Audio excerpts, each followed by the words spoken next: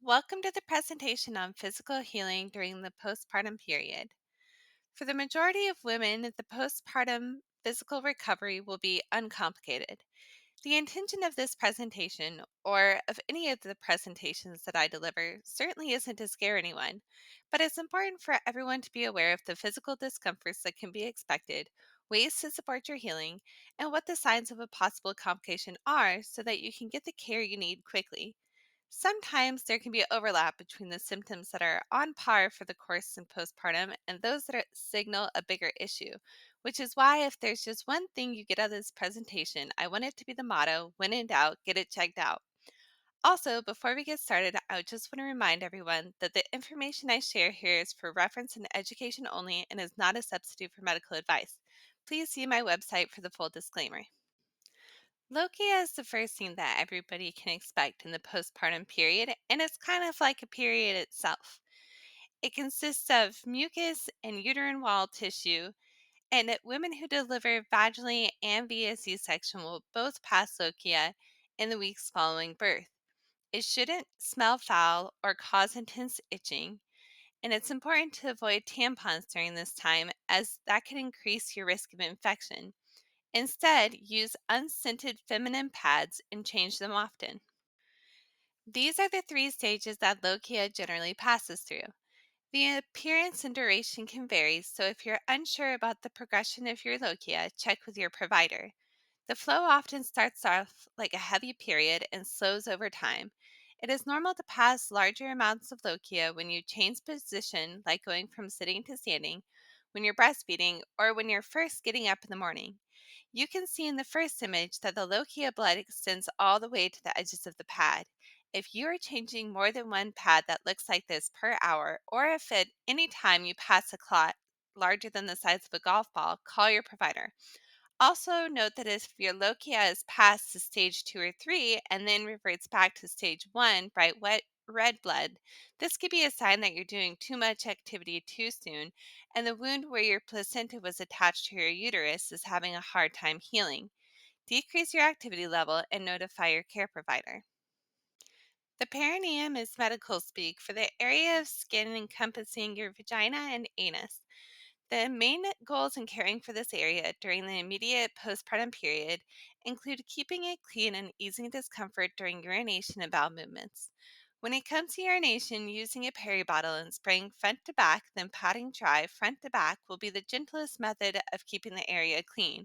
Ice packs can also help soothe the tender tissue around your urethra, but be sure not to apply the ice pack directly to the skin. I know frequent bathroom trips won't be appealing during this time, but good hydration is still important. In fact, dehydration will concentrate your urine, thereby increasing the burning and discomfort, and might even put you at risk for UTI. So it's not worth avoiding the extra trip or two to the restroom. During bowel movements, it can be helpful to use a clean pad to support your perineum.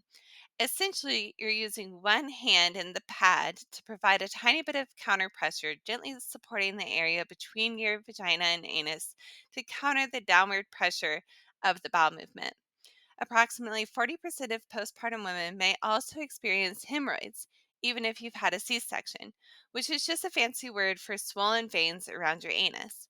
These can cause pain and itching, and occasionally you may notice a small amount of bleeding with bowel movements.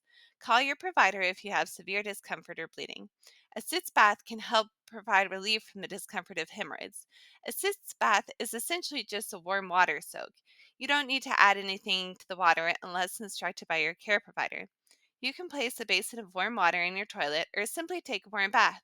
If using the basin method, avoid sitting for more than 5 minutes at a time, as gravity can cause more swelling to occur if you sit for too long in this position. Time to complete healing of an episiotomy or tear depends on the degree of tear, which refers to how many layers of tissue are involved and how far the tear extends into the surrounding structures. A tear that is second degree or higher requires stitches. Most often, the stitches used will be dissolvable, and your provider will be able to ensure that they have fully dissolved at your 6-week follow up appointment. When caring for a C section incision, it's important to follow your provider's instructions on bandage care and keeping the area clean and dry. Once your provider has given you the all clear to remove the bandage, you can use silicone strips over the scar for the next 6 to 8 weeks to help keep the scar smooth and protected as it heals. C section compression garments can also be used to help with pain, reduce swelling, and provide support. They should fit snug but not too tight, like a gentle hug. Once the incision is completely closed, you can ask your provider about massage to assist the tissue around the scar in healing. Massaging the area helps with healing around the incision by keeping the skin and the underlying tissues from getting too tight and rigid.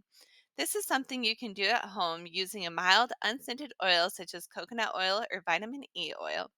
Use enough pressure to gently and slowly move the skin and underlying tissue, but ease up if it feels painful.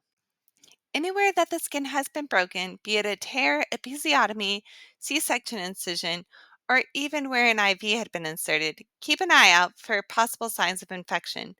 Other infections to keep an eye out for in the postpartum period are UTIs, as we discussed before, endometriosis, which is an infection of the uterine lining, and mastitis, which is an infection in the breast tissue.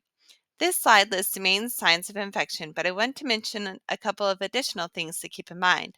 The first one being if you have darker skin, the redness that is generally associated with infections may not be as apparent. So use senses such as touch to assess the area for warmth, swelling, or pain. Also, keep in mind that if you're taking pain relief medications such as Tylenol, also known as acetaminophen, or Advil, also known as ibuprofen, that these can hide a fever. If something doesn't look or feel right, don't wait for a fever to develop. Seek care sooner rather than later. Lastly, you may be experiencing a lot of hot flashes in the postpartum period, but these should come and go relatively quickly. If you're feeling hot or chilled for long periods, do not pass it off as a hot flash. Take your temperature and notify your provider with findings of 100.4 or higher or 96.8 or lower.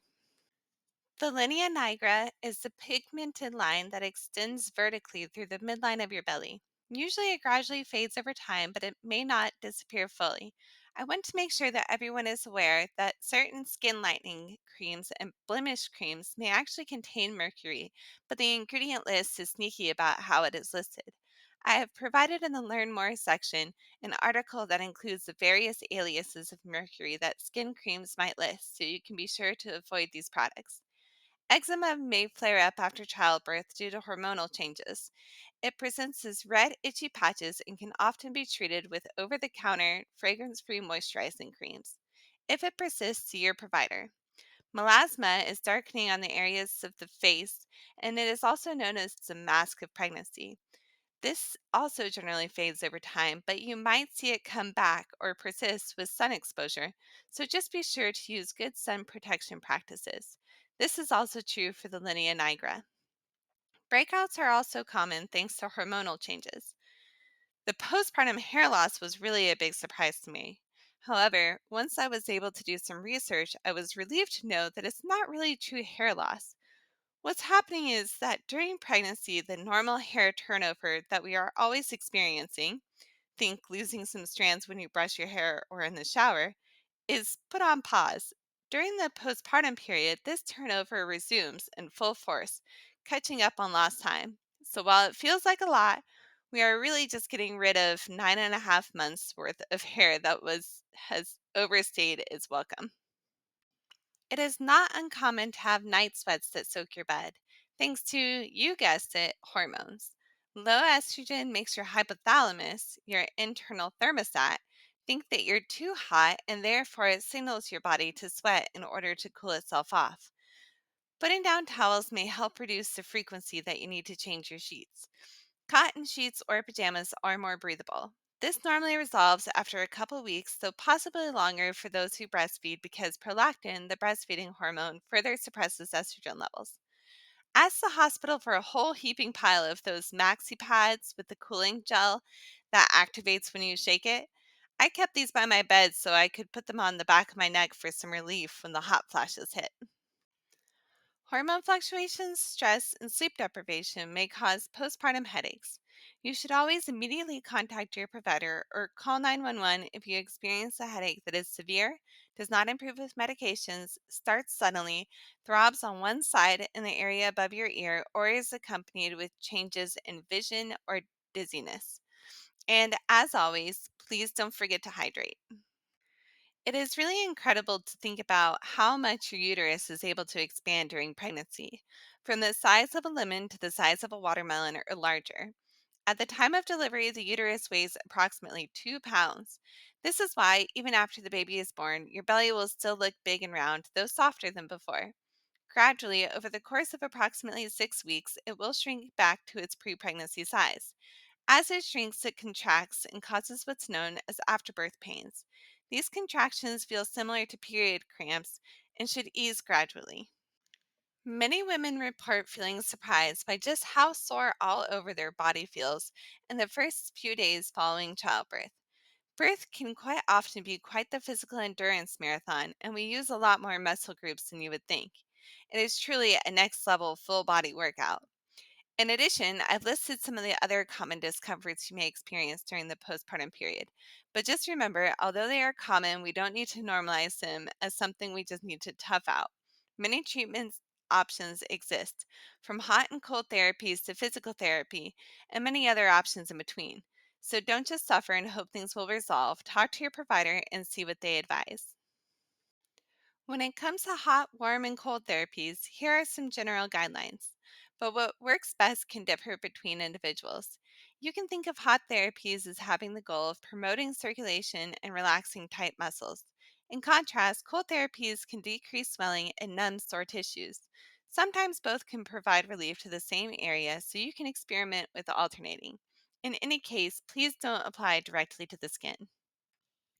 First and foremost, always check with your provider before starting any medications or making changes to your current regimen. For non prescription pain relief, Tylenol is usually the first choice during pregnancy and postpartum. Please note that if your pain was well managed with Tylenol and then suddenly you find yourself needing to take more to get the same results, or you notice your pain is increasing rather than improving, it is important to notify your care provider. Furthermore, Tylenol does have a daily maximum limit, and beyond that limit, it can be very toxic to your liver. So please make sure that you understand the appropriate dose, and if it helps you to keep track, try keeping a pen and paper next to the bottle and add each dose up as you take it so that you aren't trying to do the math in retrospect. As for opioids, be aware that constipation is a common side effect. Often you will start taking daily stool softener from day one post birth. But if this isn't doing the trick for you, talk to your provider about other options. Please also be aware that opioids can cause drowsiness. And during the postpartum period, when you're already feeling sleep deprived, this can really be a double whammy. So take the limitations on driving very seriously. Even around the house, take extra precaution to protect yourself by holding the railing when you're going up and down the stairs or steadying yourself as you get in and out of the shower. You get the idea. Lastly, make sure to have a plan for safe storage and disposal of opioid medications. Please be sure to print this flyer, post it in a visible location like your refrigerator, and share it with your support system. It reviews the warning signs that you should be aware of during the postpartum period and when to call your provider versus when to call 911. And it even provides you with a script when discussing your concerns with medical providers. The link can be found just below this video in the Learn More section. The postpartum period doesn't need to be a scary time, but it is critical that you pay attention to your body and seek help promptly if something is off rather than trying to tough it out. Furthermore, postpartum healing does not necessarily end at 6 weeks, and healing isn't always linear. Things pop up, and sometimes things get worse before they get better. This doesn't mean you're broken, and it isn't your fault. Be patient and compassionate with yourself and lean on your support system so you can focus on your healing journey.